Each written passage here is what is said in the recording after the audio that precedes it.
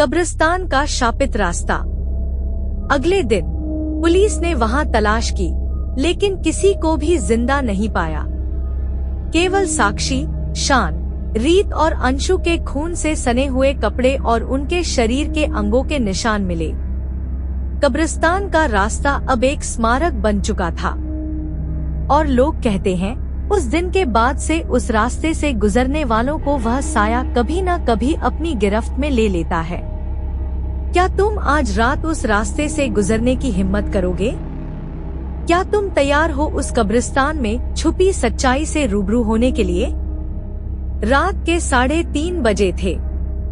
शहर के बाहर जंगल के बीच एक पुराना कब्रिस्तान था, जिसे लोग सन्नाटा कब्रिस्तान कहते थे। वहां जाने की किसी की भी हिम्मत नहीं होती थी। पर एक रात 4 दोस्त अंशु, रीत, साक्षी और शान कब्रिस्तान जाने का फैसला करते हैं।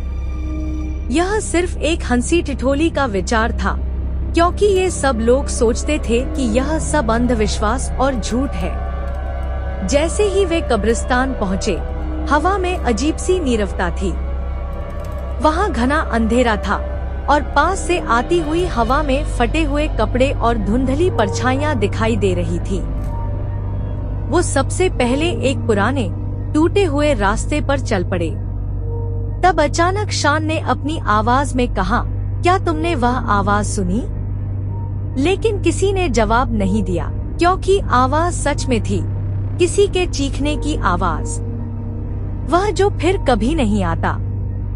अंशु ने डरते हुए कहा, हमने यह सब बस एक मजाक समझा था, हम यहाँ से निकलते हैं। लेकिन तभी रात का अंधेरा और घना हो गया।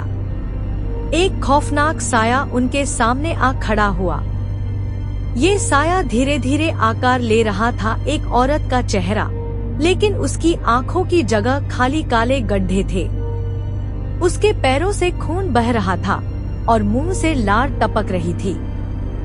वह औरत बोली, तुमने मुझे जगाया है, अब तुम मेरे साथ रहोगे। साक्षी और रीत घबराए हुए पीछे हटे, लेकिन शान और अंशु ने सोचा कि यह सब एक ट्रिक है, एक डराने वाला मजाक। पर जैसे ही शान ने कैमरा ऑन किया, सामने औरत के मुंह से खून की नदियां बहने लगी और उसकी आंखों से सिर्फ खून गिरता दिखा। अचानक उस औरत ने शान को जोर से खींच लिया। उसकी खोपड़ी पर काले पंजों के निशान उभरे। शान चीखा, मुझे छोड़ दो, लेकिन औरत के हाथ उसके शरीर में गहरे घुस रहे थे। रीत ने डर के मारे चिल्लाते हुए भागने की कोशिश की, लेकिन जैसे ही वह मुड़ा, उसकी आंखों में वही साया था और अगले ही पल वह बर्फ की तरह ठंडी और सफेद हो गई। साक्षी और अंशु अभी भी डर के मारे रुक नहीं पा रहे थे, लेकिन जैसे ही अंशु ने वह रास्ता छोड़ा, पूरी कब्रिस्तान की जमीन दरकने लगी और हर कब्र का पत्थर फटने लगा। वह कब्रिस्तान अचानक एक शापित मंझधार में बदल गया।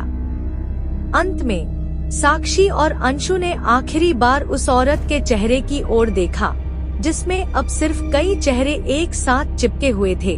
हर चेहरा गहरी चुप्पी में चीख रहा था। जैसे ही साक्षी ने आंखें बंद की, उसकी हड्डियां अपने आप टूटने लगी। फिर अचानक एक भयानक चीख भरती आवाज आई, तुम सबको अब मेरी जिंदगी बनना होगा। अगले दिन पुलिस ने वहां तलाश की, लेकिन किसी को भी जिंदा नहीं पाया। केवल साक्षी, शान, रीत और अंशु के खून से सने हुए कपड़े और उनके शरीर के अंगों के निशान मिले। कब्रिस्तान का रास्ता अब एक स्मारक बन चुका था और लोग कहते हैं उस दिन के बाद से उस रास्ते से गुजरने वालों को वह साया कभी न कभी अपनी गिरफ्त में ले लेता है। क्या तुम आज रात उस रास्ते से गुजरने की हिम्मत करोगे?